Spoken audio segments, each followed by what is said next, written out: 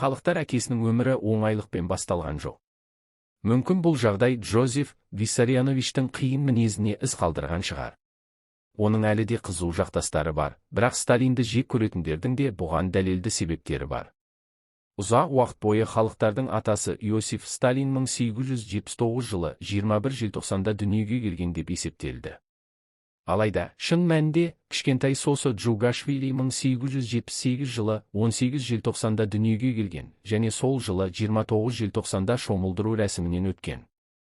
Әкесі Виссарион Джугашвили көп ішетін, және жиі маскүнемдікке ұшыраған. Мұның бәрі әйелі мен ұлын ұрып-соғумен аяқталды. Джозефтің анасы Екатерина 2 баласын туғанға дейін жерледі. Сондықтан кенже ұлы оның сүйіктісі болды, бірақ бұл оны анасының соққысынан құтқара алмады. Отбасы Тифлис губерниясының Гори қаласында тұрған. Алайда ата-анасы ұзақ өмір сүрмеді. Виссарион отбасын тастап, бірнеше жылдан кейін мас күйінде жанжалда қайтыс болды. Екатерина ұлын жалғыз тәрбиелеп, оны көшенің және жергілікті бұзақылардың жаман ықпалынан қорғай алмады. Баланың психикасына кері әсерін тигізетін шіркін. Сонымен қатар, ананың көңіл күйінің құбылмалы мінез құлқы баланың жеке басының қалыптасуына із қалдырды. Екатерина баласы кірсе де, діни қызметкер болмағанына қатты ренжіді. Теологиялық семинарияға 1895 жылы Сосо Закавказьеге жер аударылған астыртын марксистер топтарымен белсенді араласа бастады. Шамамен осы уақытта Джозеф Джугашвили ойдан шығарылған қаһарман Кавказды қарақшының құрметіне Коба лақап есімін алды. Ол көп ұзамай жас теміржолшылардың жұмысшылар үйірмесінің жетекшісі болды, және жұмысшылар үйірмелері үшін марксистік оқыту бағдарламасын жасады. Мұның бәрі биліктің назарынан тыс қалмады. 1899 жылы Джозеф сол жылы Тифлис физикалық обсерваториясында компьютерлік бақылаушы болып жұмыс істейді.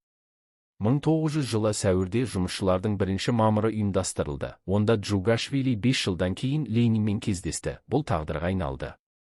Осы кездесуден кейін Сталин өз өмірін революциялық күреске арнауға шешім қабылдады. Бұл кезеңде Иосифтің жеке өмірінде де өзгерістер болды. 1906 жылы Екатерина Сванидзеге үйленіп, ұлы Яковты дүниеге әкелді. Джугашвилидің бірінші некесі ұзаққа созылмады. Екатерина 1907 жылы сүзектен қайтыс болды. Сол жылы Джозеф Виссарионович Лондондағы РСДРП-ның съезінің жұмысына қатысты. 1910 жылдан бастап Джугашвили Кавказ бойынша партияның орталық комитетінің уәкілетті өкілі қызметін атқарды. 1912 жылы ол ақыры Сталин бүркеншік атын алып, Правда газетінің редакциясында 1 жыл жұмыс істеді. Революциялық үшін әрекеті қамауға алынып, 4 жылға Тұрухан облысына жіберілді. Иосиф Виссарионович билігінің аяқталуы Ресейдегі революциялық жағдайға сәйкес келді. Сталин Петроградқа көшеді. Онда 1917 жылы орасан зор оқиғалар болды. Дегенмен оның жеке өміріне де уақыты жеткілікті. 1918 жылы ол Надежда Аллилуевамен екінші некеге тұрды. Ол оған 2 бала туды. Ұлы Василий және қызы Светлана азамат соғысы кезінде Иосиф Сталин РКФСР революциялық әскери кеңесінің мүшесі болып тағайындалды. Мұнда ол көп адамдар тобын басқарудың баға жетпес тәжірибесіне ие болды. Бұл кейінірек өте пайдалы болды. 1922 жылы Ленин ауруына байланысты партияда билікті қайта бөлу басталды. Сталин Зиновьевпен және Каменовпен бірге билік үшін күресте Троцкийге жан-жақты қарсы тұратын топ ұйымдастырды. 1923 жылы съезге хатында Ленин Сталинді бас хатшы қызметінен алуды талап етті. Алайда оның тілегі орындалмады. Партиядағы, демек, елдегі билікті өз қолына алған Сталин өзінің қатыгез басқару саясатын жүзеге асыра бастады. 1920 жылдардың аяғындағы кулактарды ұжымдастыру мен иеліктен шығару тек бастамасы ғана еді. Жидектер КСРОда 8 миллионға жуық адамның өмірін қиған. 1930 жылдардың басындағы қуғын сүргін мен ашаршылықтан басталды. Сталиннің жеке бұйрығымен жүйе құрылды. ГУЛАГ, ол арқылы оның билігі кезінде 20 миллионнан астам адам өткен.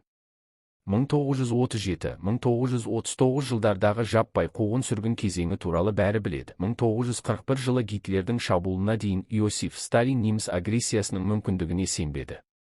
Гитлердің шабуылы оны таң қалдырды және оны толығымен ренжітті. Соғыстың алғашқы күндерінде ел іс жүзінде басқарусыз қалды. Бұл солдаттар мен офицерлердің жаппай қырылуына келді. Бүкіл елдің орасан зор күш-жігерінің арқасында соғыс толқынын бұрып, неміс әскери машинасын жеңу мүмкін болды. Қартайған басшы Ұлы Отан соғысынан кейін де өз азаматтарын қуғын сүргінге ұшыратып, алдау саясатын жалғастырды. Осылайша 1947 жылы ақша реформасы жүргізілді. Нәтижесінде халықтың барлық дерлік жинақтары алынып тасталды. Иосиф Сталин 1953 жылы 5 наурызда қайтыс болды. Тиран жерлеу күні көптеген кеңес адамдары жан түршігерлік күйзеліспен қаза тапты.